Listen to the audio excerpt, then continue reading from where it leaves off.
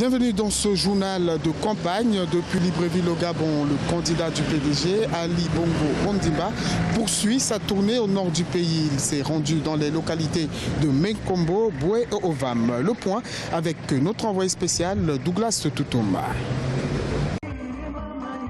Après les provinces de l'estuaire, du Moyen-Ogooué et de l'Ogooué-Maritime, le candidat du Parti démocratique gabonais, Ali Bongo Ondimba, a amorcé sa campagne dans l'Ogooué-Ivindo par les localités de Mekambo, Boué et Ovan. À Makokou, dernière étape de la province visitée par le candidat, la mobilisation était effective. Ali Bongo Ondimba s'est voulu pragmatique et favorable à l'émancipation des femmes.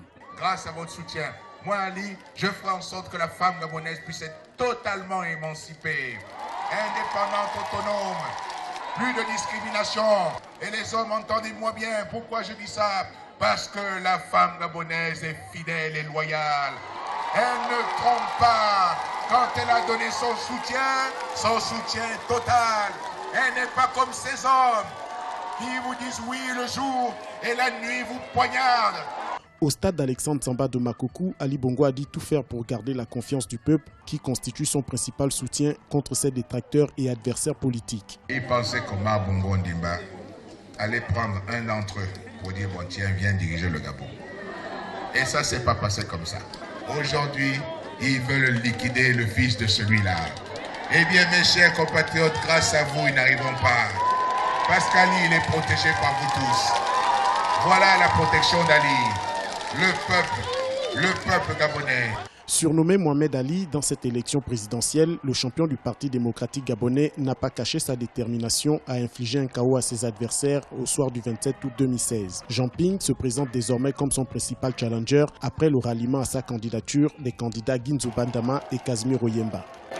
Le candidat Léon-Paul Ngolakia était en meeting à Lambaréné dans le Moyen-Ogooué. S'il est élu président de la République, il promet de créer un fonds d'emploi pour la jeunesse. Les précisions de notre envoyé spécial Gaël Onana.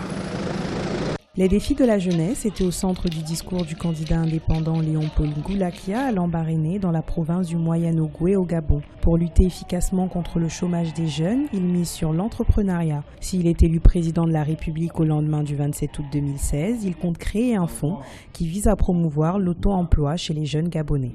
Vous, les jeunes, ce que je vous propose, c'est de regrouper en coopérative et vous allez créer des petites structures. Moi, dans mon projet, je trouve un petit fonds qui permet aux jeunes qui veulent entreprendre, quel que soit le secteur d'activité. Vous devez donc, on vous soutient, on vous donne l'argent pour créer la structure et vous remboursez au fur et à mesure que la structure tourne. Léon-Paul Ngolakia veut également promouvoir les talents des jeunes Gabonais, qu'il s'agisse de sport ou de musique. Il veut donner à chaque citoyen la chance d'exceller et de réussir dans le domaine qu'il maîtrise le mieux. Tout le monde sert à quelque chose. Il n'y a personne qui est inutile sur Terre. D'accord? Donc pour ceux qui n'ont pas, ne sont pas allés, comment tu fais les grandes études, mais qu'est-ce que tu fais? Tu es bon au foot, tu rentres dans l'école de football. Tu sais jouer au basket, il faut qu'on crée les structures. Tu connais faire ceci, tu sais dessiner, tu vas au dessin.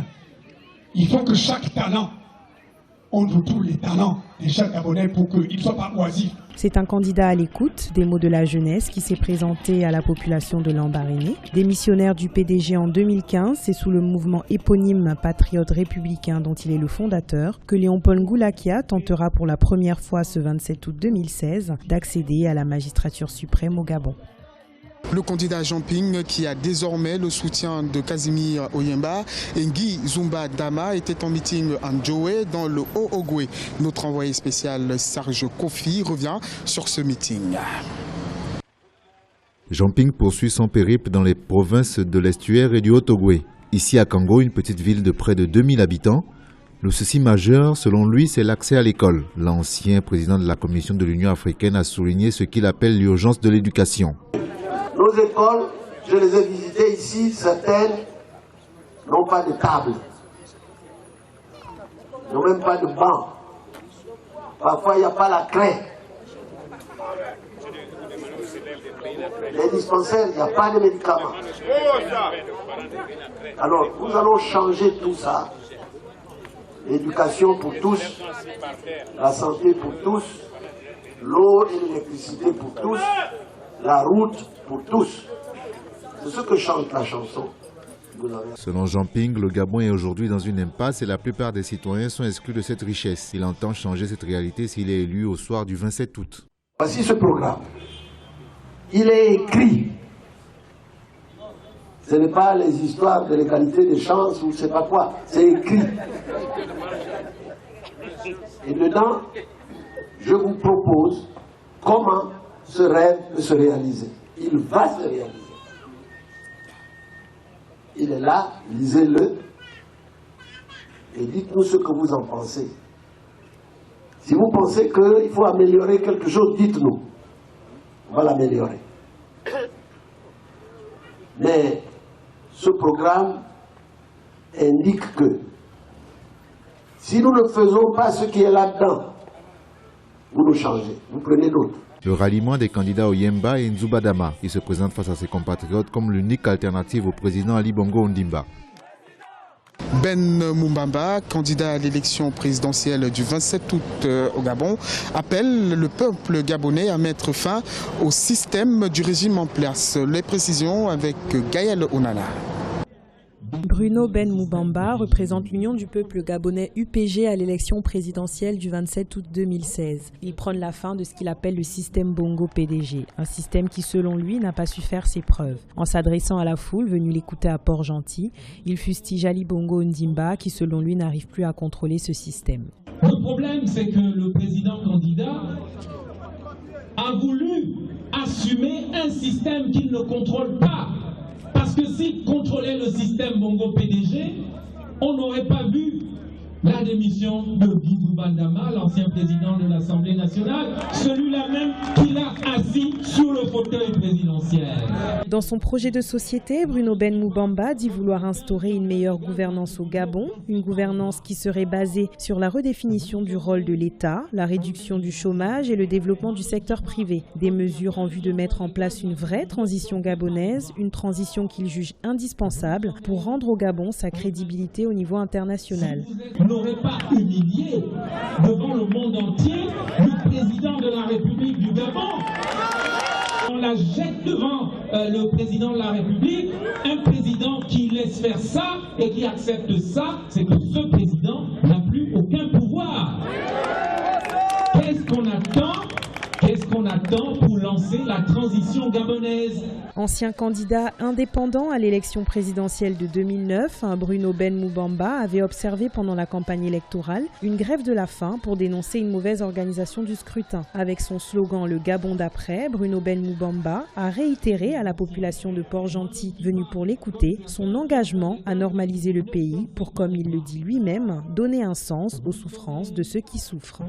Division au sein de l'opposition gabonaise autour de la candidature unique, alors que certains candidats ont rejoint Jean Ping. Gérard Elangema, lui, appelle les autres à se concerter afin de dégager une deuxième candidature unique. Le point avec notre envoyé spécial, le shérif Bamdonka.